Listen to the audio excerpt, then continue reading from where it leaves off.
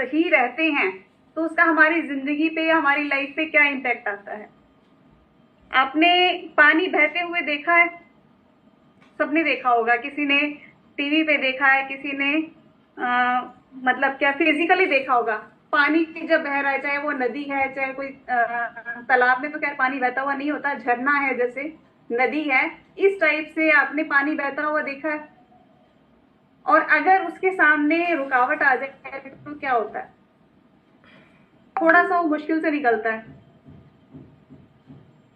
ना। फिर भी वो कोशिश करता है कि जहां उसका फ्लो आए वो बह जाए, लेकिन थोड़ी मुश्किल तो आती है ना।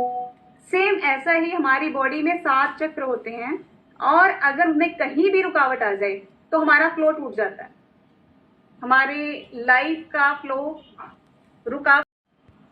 बैक में सबसे नीचे जहां से रीड शुरू होती है, तो इसका क्या रिलेशन है हमारी बॉडी के साथ, हमारे फीलिंग्स के साथ। अगर हम ये महसूस करते हैं कि डर वाली फीलिंग, छोटी छोटी चीजों से डर लगता है, हमारे पेट में दर्द हो गया, कहीं स्टोन तो नहीं हो गया। थोड़े दिन पहले मैंने हमारे रिलेटिव्स के यहाँ मैं गई कि पेट में दर्द था, तो उसने कहा कहीं मेरा स्टोन तो नहीं हो गया। मतलब पेट में दर्द होने का स्टोन से रिलेशन बन गया साथ के साथ। ये होती है डर वाली फीलिंग। ओके, तो हल्का सा टमी में स्वेलिंग आ गया, कहीं मुझे अल्सर तो नहीं हो गया, निकल सकते हैं। यानी कि हमारे रूट चक्र को मजबूत बना सकते हैं। कितना आसान है ना। बस उसको रोज अपने साथ महसूस करना, उसको याद करना। तो सुबह का टाइम इसके लिए बहुत बढ़िया है। जो लोग सुबह की क्लास में आते हैं वो बहुत लकी हैं, ईश्वर का उनके ऊपर हाथ है तभी आ पाते हैं, क्योंकि वो सुबह मेडिटेशन के साथ जुड़ते हैं। ओके, तो इस तरफ हम काम कर सकते हैं। सेकंड चक्र है सैक्रल। इसको कैसे मजबूत किया जाए, इसका क्या मतलब है? इसका भी कहीं ना कहीं जैसे गिल्ट की फीलिंग आना, मतलब छोटी छोटी गलतियां हम कर देते हैं। इंसान है भाई, हम मशीन थोड़ा ही है जो परफेक्ट होती है। इंसान है, गलतियां इंसान से होती हैं, लेकिन उन गलतियों का अपने ऊपर इतना वो मतलब कि भार डाल देते हैं कि मेरे से ये गलती हुई तो हुई कैसे, मैंने कैसे कर दी ये गलती। मतलब अंदर एक गिल्ट। अरे भाई, आपको सिखाने के लिए, ताकि आने वाले टाइम में उसको आप सही कर पाओ, नेक्स्ट टाइम आपके साथ हो उसको सही कर पाओ। मतलब उस गिल्ट से बाहर निकलो, राइट। जो परेशानी आई तो उसको सीख कर हमने उसको फिर अच्छे तरीके से करना है।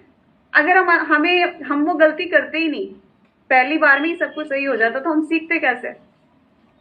कुछ चीजें हमें सिखाने के लिए लाइफ में आती हैं। ये बात यहाँ पे बैठे हुए क्लब मेंबर से भी लागू होता है। कैसे?